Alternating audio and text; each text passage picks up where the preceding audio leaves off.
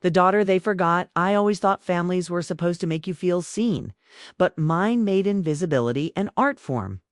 Growing up, my brother Everest was the shining star, the athlete. The golden boy, the reason our family had something to brag about at every dinner table. Me, I was the quiet one, the afterthought, the shadow that existed in the spaces between his applause. I didn't mind at first. I told myself that love didn't need to be loud. But as the years went by, I realized that silence can hurt louder than words ever could. It started small birthday parties where my cake was an afterthought because Everest's football game ran late. Family dinners where my parents spent hours dissecting his stats while I silently cleared the table. Even my achievements, a scholarship, a state writing award, a radio internship, were brushed off as cute hobbies. I used to sit at the edge of their laughter, trying to join in, but they never left me space. "You're just sensitive," Mom would say whenever I spoke up. "Your brother has a lot on his plate." As if that excused everything. My life became a collection of almosts. Almost proud parents. Almost a daughter who mattered. Almost enough. One night, I overheard Mom on the phone with her friend. "Everest is doing amazing," she gushed. "He might get scouted. And Soraya, well, she's still figuring things out. Still figuring things out." I had just landed an internship at one of the biggest media firms in the city. But to her, it didn't count. It never did. I swallowed that sting and learned to smile through it.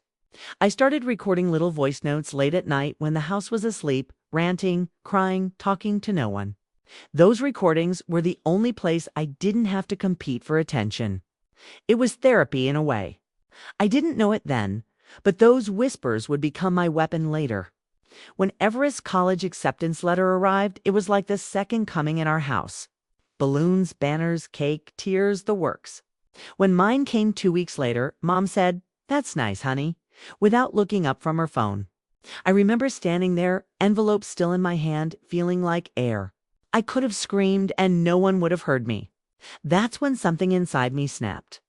I stopped chasing their approval and started chasing my own reflection. College was my escape. I majored in communications and threw myself into radio production, turning my midnight rants into polished audio stories. My professors called my voice magnetic. For the first time, someone actually listened. But while I was finally building something real, my family barely called. Unless, of course, they needed help. "Sweetie, Everest's car payment is late again. Can you transfer a little from your account?" Mom asked one afternoon. I had 2 part-time jobs and was eating ramen 3 nights a week. But guilt was a powerful leash. "Sure," I said, even as my bank app blinked red. That pattern continued for years, me giving, them taking, and Everest floating through life like it was all handed to him. I kept telling myself they'd notice eventually. They didn't. The real turning point came the night of Everest's engagement party. He was marrying a woman from a wealthy family, and my parents were ecstatic. They rented out a ballroom, hired photographers, even printed custom napkins with the couple's initials. Me. I was asked to help with setup. I arrived early, carrying boxes of decorations, watching staff bustle around while my parents barked orders. When the event started, I took a seat at the back next to the catering staff. I wasn't even on the seating chart. Halfway through dinner, Dad clinked his glass to make a toast. "We couldn't be prouder of our son," he said, voice booming. "He's the kind of man every parent dreams of raising." Everyone cheered. My chest ached.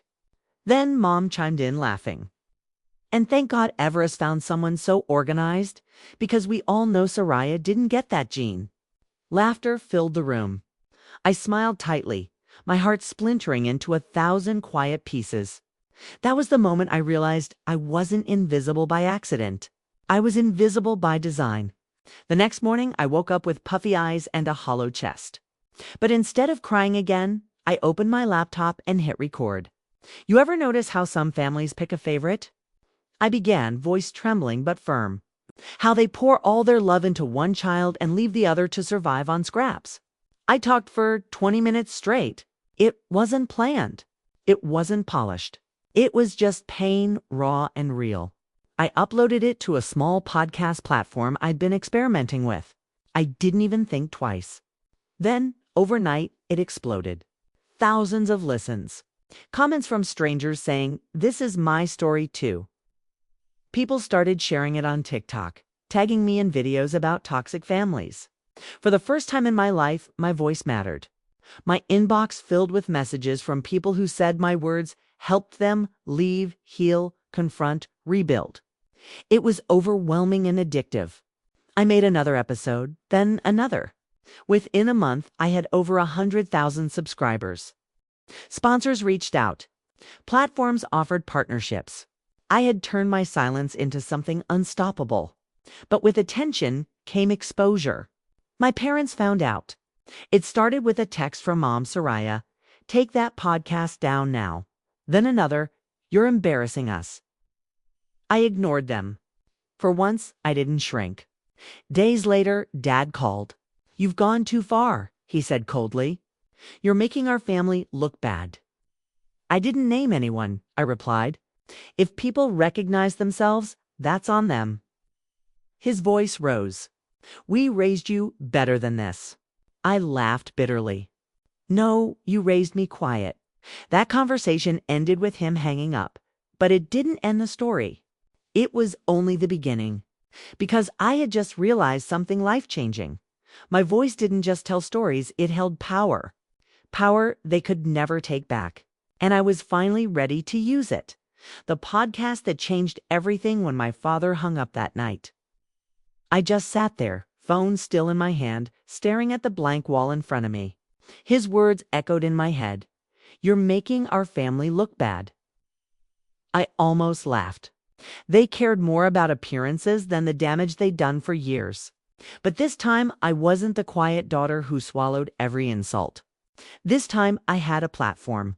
My podcast wasn't just my voice anymore, it had become a community. People from everywhere were writing to me, sharing their stories of being the forgotten child, the scapegoat, the invisible one.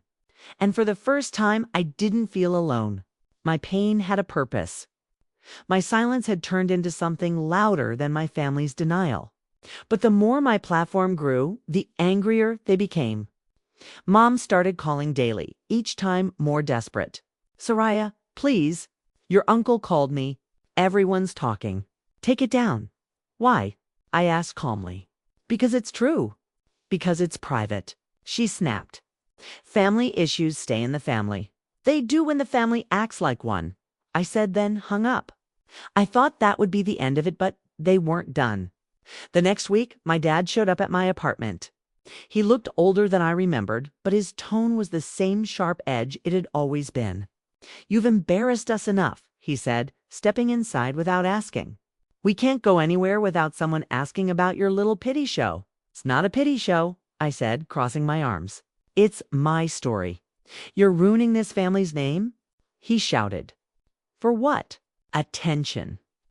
"For honesty," I said quietly. "Something this family has never valued." He froze, as if the truth had slapped him. "You ungrateful child," he muttered. "After everything we've done for you?" I almost laughed again. "Everything you've done for me? You mean ignoring me, dismissing me, using me to bail out Everest every time he screwed up?" His face went red. "Watch your mouth." "No," I said. "You've had your turn to talk. It's my turn now." That was the first time I saw fear in his eyes. Not because I raised my voice, but because he realized I didn't need their validation anymore. After he left, slamming the door so hard the frame shook, I sat on the floor and cried, not from pain this time, but release. It was like I had finally dropped a weight I'd been carrying since childhood. That same night, I recorded a new episode. "Sometimes," I said into the mic, "the people who raised you can't handle the version of you that no longer bows to them." That line went viral, was quoted everywhere from Instagram reels to motivational pages. I started getting invitations to speak on panels about emotional independence and generational trauma. My little podcast, born from late-night rants and heartbreak, had become a full-blown brand. Sponsors rolled in, streaming platforms reached out. I hired a manager, Lala Sharp, no-nonsense woman who saw my potential before I did. "You've got something real," she said during our first meeting. "People don't just listen to you, they feel you." Within 6 months, I was making more than I ever imagined. But with every success, my parents' silence grew colder. They didn't congratulate me when I hit 1 million followers. They didn't call when my podcast was featured in a national magazine. They just disappeared till they needed something again. It came in the form of a text from Mom. "Everest's engagement party is next weekend. Family only. Please come. It's time to make peace." I almost ignored it. But some small wounded part of me still wanted to believe things could change. Maybe they'd finally seen me. Maybe they wanted to reconcile.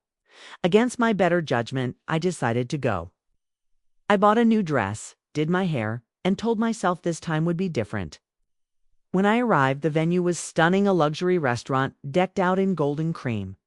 But something felt off the moment I walked in. I wasn't greeted with hugs or smiles, just awkward glances. Mom spotted me and hurried over. Fake smile plastered on her face. "You made it," she said too brightly. "We weren't sure if you would." "You invited me," I reminded her. "Of course I came." She laughed nervously and lowered her voice. "Listen, sweetheart, we told a few people you were taking a break from your podcasting. Some of them found it a bit too personal." My stomach dropped. "You mean you told them I quit?" "It's just easier," she said quickly. "No need to stir things up tonight. Let Everest have his moment." There it was again, that same sentence that haunted me my whole life. Let Everest have his moment. I smiled tightly. "Sure, Mom. Wouldn't want to ruin his spotlight." The dinner began, and I sat at a table near the back again. My name wasn't even on the printed seating chart. As the speeches started, I zoned out, until Everest stood up. "I want to thank my parents," he said, "for always believing in me.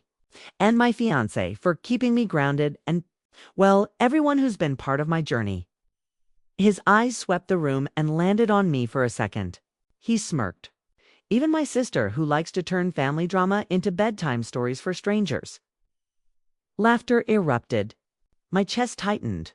I forced a smile, pretending it didn't cut deep. Mom laughed too, whispering something to the woman beside her. And that's when I realized nothing had changed. They didn't invite me to make peace. They invited me to keep playing the role they'd written for me. The joke.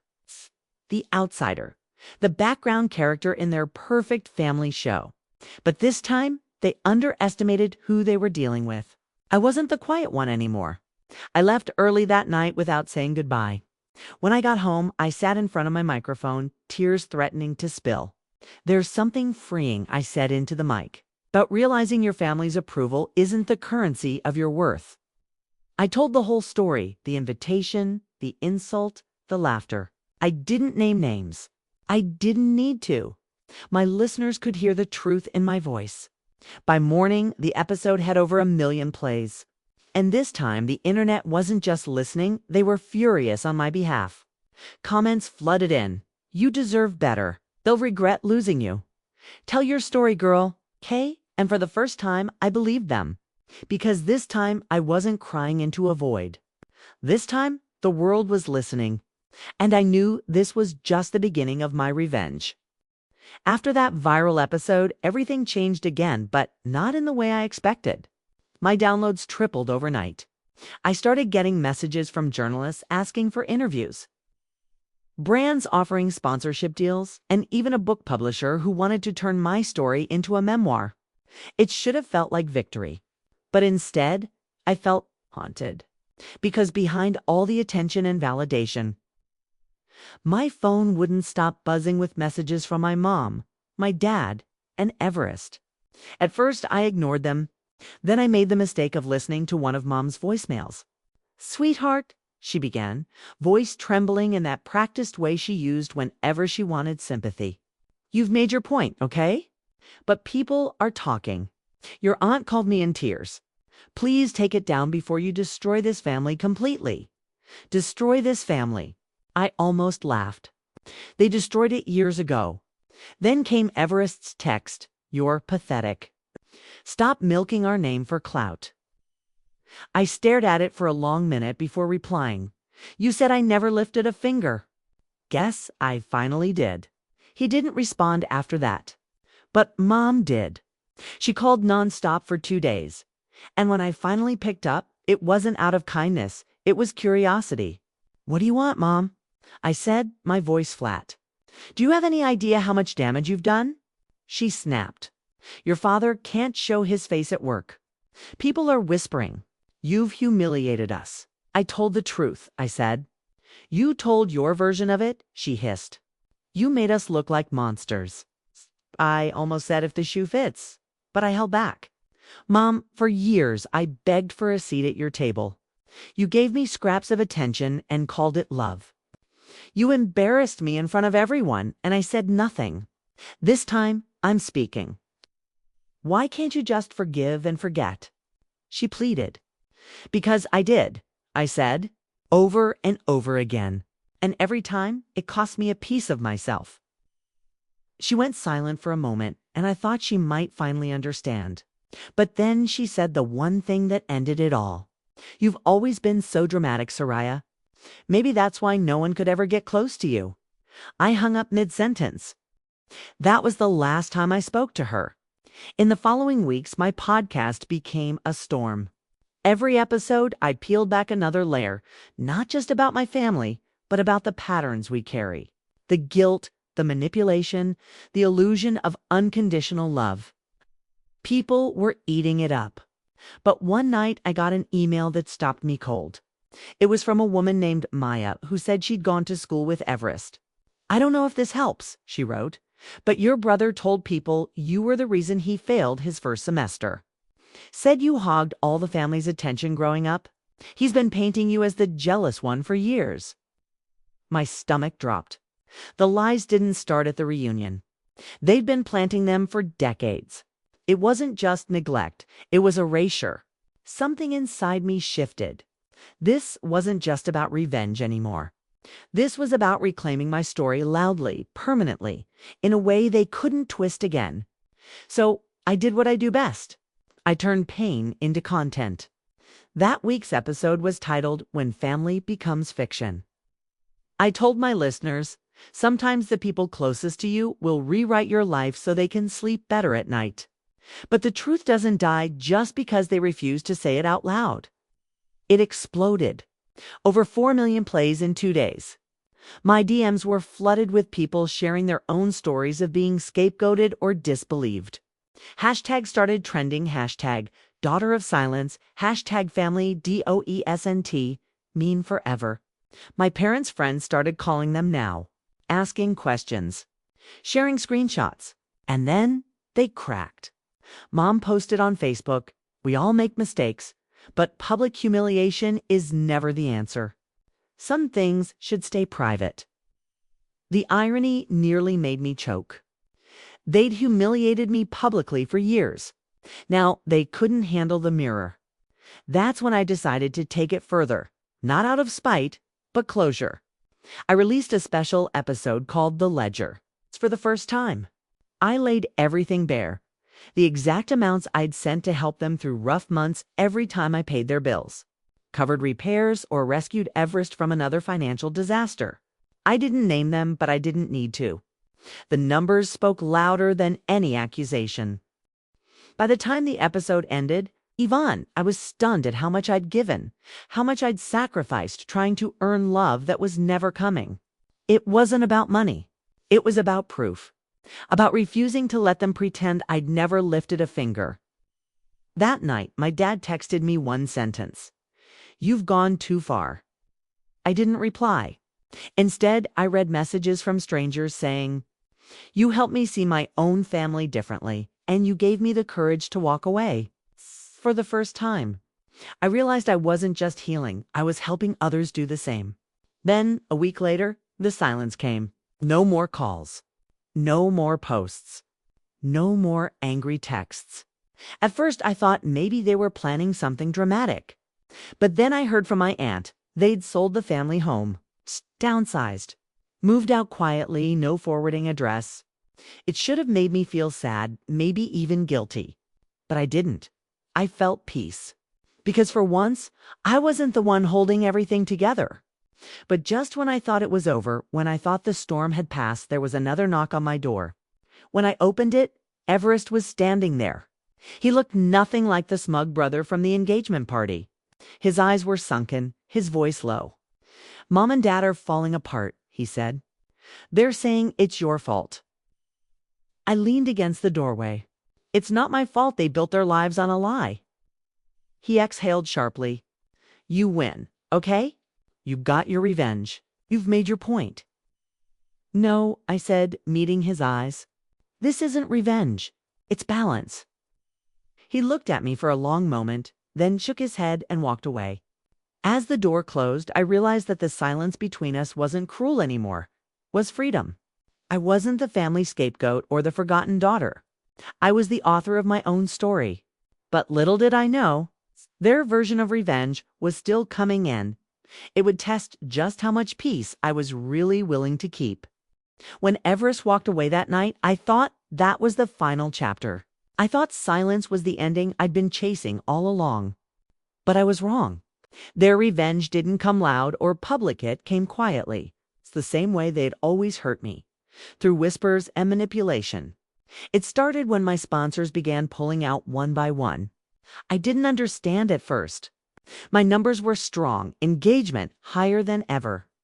Then my publisher called, his tone apologetic. "We're going to have to postpone the book release," he said. "There are concerns about your credibility." My heart dropped. "What concerns?" I asked. He sighed. "Your family has been giving interviews anonymously. They're saying you fabricated parts of your story for attention, that you exaggerated abuse. They've even shared supposed proof that you were unstable growing up. I went cold. You believe them." He hesitated. "It's not about belief. It's about optics." There it was. The same word that had always defined my family image. They cared about appearances more than people, and now they were trying to erase me again. I hung up before I said something I couldn't take back. The next morning, I opened social media to find hashtags turning against me. Hashtag podcast fraud, hashtag family liar, hashtag clout chaser. My heart pounded as I scrolled through threads of strangers debating my life, picking apart my trauma like it was a TV show. I wanted to scream, to fight back, but something inside me said, wait. I'd fought my whole life for their approval and lost myself in the process. This time, I wasn't going to play their game. Instead, I called my friend Lila, my sound editor, the only person who knew what I'd gone through before the fame. "They're trying to ruin you," she said immediately. "We can post receipts, messages, everything." Thought about it. For years, my power came from my voice, not from screenshots or arguments. So I told her, no, I'll handle it my way. That night, I sat down at my mic, my hands trembling. I recorded an episode I didn't script, didn't edit, didn't plan. I just spoke. "People are saying I lied." I began softly. "Maybe I did because I told myself for years that my family loved me. That was the biggest lie of all." My voice cracked, but I didn't stop. They can say what they want. I don't need to prove pain to anyone. But if you've ever been called a liar for telling your truth, this episode is for you. The episode went viral instantly. Not because of anger or scandal, but because it was real. Strangers commented, "This is what honesty sounds like." Others said, "She's not canceling anyone she's healing in public." My downloads doubled again. I expected my family to explode after that. Instead, there was nothing. For weeks, complete silence. No calls, no statements. Until one night, my doorbell rang again. When I opened the door, it wasn't Everest. It was my father. He looked older, fragile, even. His one straight posture was bent, his eyes hollow. For a moment, I saw the man who used to lift me onto his shoulders when I was small. Before I learned that love in our house was conditional. "Can I come in?" he asked quietly. I hesitated, then nodded. He sat at my kitchen table like a stranger. "Your mother isn't doing well," he said. "She's been sick since everything happened. We lost friends, our house. Your brother barely speaks to anyone." I crossed my arms. "And I'm supposed to feel sorry?" He flinched. No, you're supposed to understand that we made mistakes. But we didn't deserve this level of destruction, didn't you? I said. All I did was tell the truth. He sighed heavily. You've always been strong-willed.